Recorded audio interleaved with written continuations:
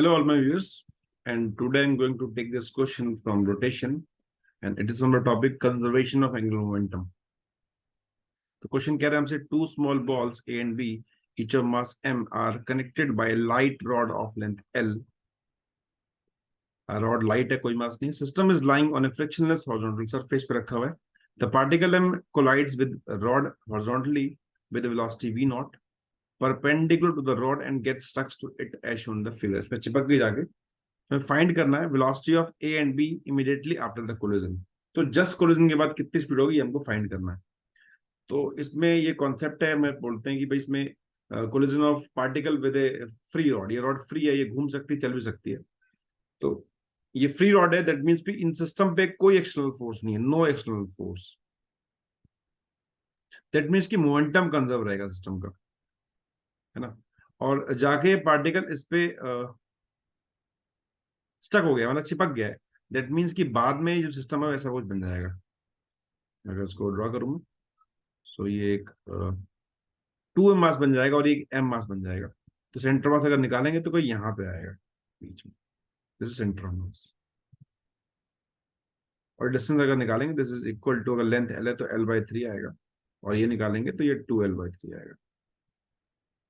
और इसी centre mass के अबाउट हम मान सकते हैं कि पूरी जो बॉडी है वो सेंटर मास के अबाउट घूमती है, फ्री है. तो सेंटर मास के अबाउट ऐसे ही सिस्टम घूम रहा होगा ओमेगा से. ठीक है. तो पहले तो मोमेंटम कंजर्व करता हूँ मैं सिस्टम का, बिकॉज कोई फोर्स नहीं सिस्टम पे, एक्सटर्नल फोर्स. सिस्टम में ये दो बॉल्स, ये रॉड तो मासलेस है ही, साथ में ये बॉल. तो मोमेंटम स्टार्टिंग में सिर्फ बॉल के पास है, that is m v not. बाद में सिस्टम को मैंने मान रखा है, तो एक यहाँ मास होगा पूरे मास का, इसका मास होगा 3m. तो 3m vcm. सो vcm निकालेंगे, that is equal to v नॉट/3. मतलब सेंटर ऑफ मास ऊपर की तरफ vcm स्पीड से चला जाएगा. अच्छा, अब एक काम करते हैं, हम इसमें एंगुलर मोमेंटम भी कंजर्व कर सकते हैं, किसी पॉइंट के आउट कर सकते हैं, बिकॉज कोई फोर्स नहीं है एक्सटर्नल सिस्टम के लिए करें तो. कोई फोर्स नहीं है, कोई टॉर्क नहीं है, तो नेट टॉर्क 0 है. तो we can conserve angular momentum. लेकिन हम इसको आवर कन्वीनियंस सेंटर मास चुनते हैं, बिकॉज सेंटर मास के ऑलरेडी घूम रहा होगा. तो एल इनिशियल देखते हैं कितना होगा. तो एंगुलर मोमेंटम दो तरह का होता है, एक होता है चलने वाला एम वी आर परपेंडिकुलर, और अगर वो घूम रहा हो तो आई ओमेगा. तो पहले देखते हैं इनिशियल इनिशियल खाली बॉल चल रही है, तो बॉल का हो जाएगा एम वी नॉट. पॉइंट का यहाँ है, सेंटर मास नया वाला, इस पॉइंट के आउट कर रहे हैं. तो डिस्टेंस l/3 निकाल लिया हमने. So am we not into l/3. बाद में देखते हैं, बाद में इस पॉइंट के आउट कर रहे हैं, तो पूरा सिस्टम इस पॉइंट के आउट घूम रहा है. ठीक है, बिकॉज ट्रांसलेट तो कर नहीं रहा होगा, है ना, बिकॉज सेंटर मास ही चल रहा है खुद, है ना, वीसीएम से. तो ये पॉइंट खुद चल रहा है. तो इसके रिस्पेक्ट में किसी पॉइंट के पास लीनियर स्पीड नहीं होगी, बिकॉज अगर सबके पास वीसीएम है तो इसके पास भी खुद वीसीएम है. जो रेस्पेक्ट में देखेंगे तो कोई वेलोसिटी नहीं मिलेगी, खाली ओमेगा मिलेगा. तो अगर मैं सबका ओमेगा लिख लूं इसके अबाउट, तो अगर मैं लिखता हूँ रॉड का तो है ही नहीं कुछ भी, इस पार्ट लिखता हूँ पार्टिकल का. सो 2m इंटू l/3 का स्क्वायर प्लस m, इसका लिखता हूँ 2l/3 का स्क्वायर इंटू ओमेगा. तो this is equal to ml² 1/3 plus 4/9 into omega. And this is equal to 9 आ गया LCM, and this is 3 plus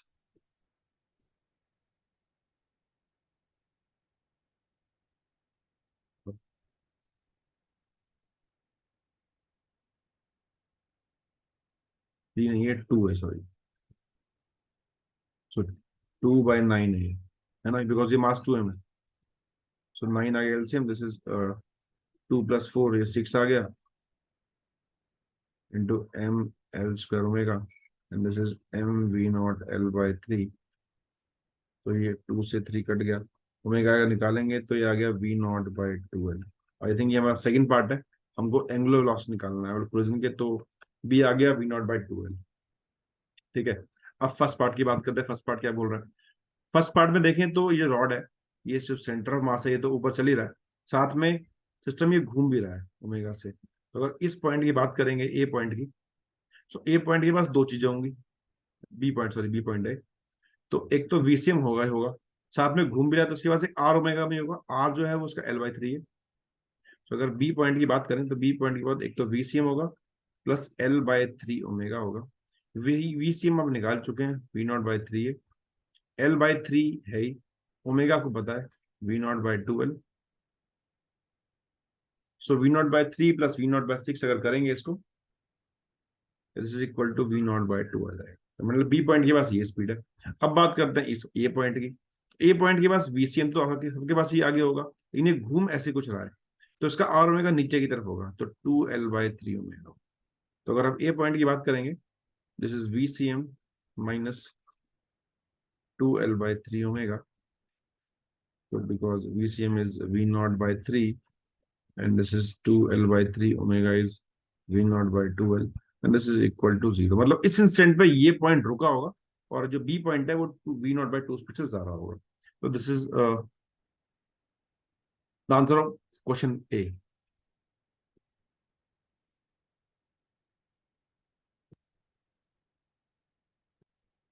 अब नेक्स्ट चलते हैं। नेक्स्ट में निकालना है velocity of center of mass of rod A and B system when the rod rotates through 90 degree. अच्छा, अब ये कह रहा है कि सी पार्ट में कि जब रॉड 90 डिग्री घूम गई होगी तो रॉड प्लस ए प्लस बी का सिस्टम का सेंटर ऑफ मास, मतलब इस पार्टिकल को इंक्लूड नहीं कर रहा जो टकरा रहा है इस पे, because A was this, B is this, इस पार्टिकल की बात नहीं कर रहा, खाली सिस्टम इन तीनों के सेंटर, मतलब इस पॉइंट की ही बात कर रहा है। तो देखते हैं क्या करेंगे इसमें।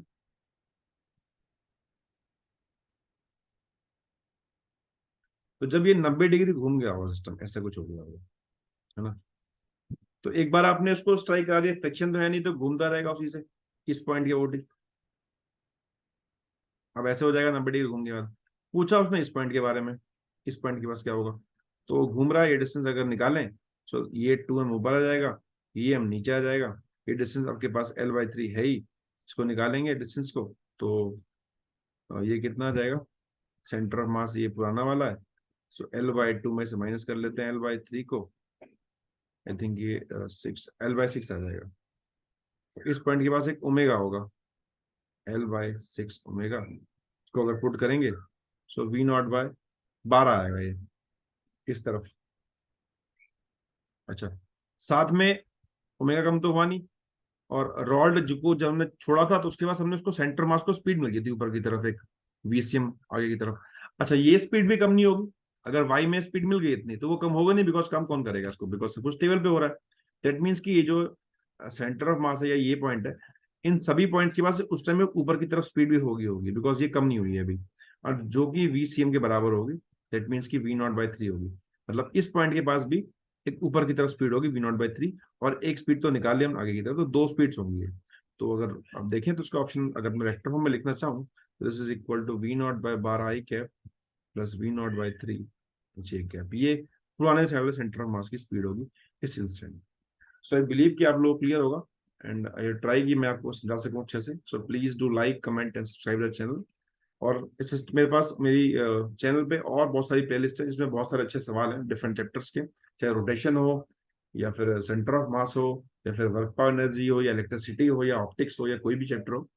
और डिफरेंट बुक्स के सॉल्यूशन भी हैं, जैसे कि रोडोफ के सॉल्व कर रखे मैंने क्वेश्चन बहुत सारे, आर्काइव के सॉल्यूशन है बहुत सारे, और भी डिफरेंट एस वर्मा के सॉल्यूशन हो सकते हैं बहुत सारे, और डिफरेंट पैकेज सॉल्यूशन है। तो अगर आप लोगों को लगता है बेनिफिशियल तो आप उसको देखें और अपनी नॉलेज बढ़ाएं। तो this is all about this, thanks for watching.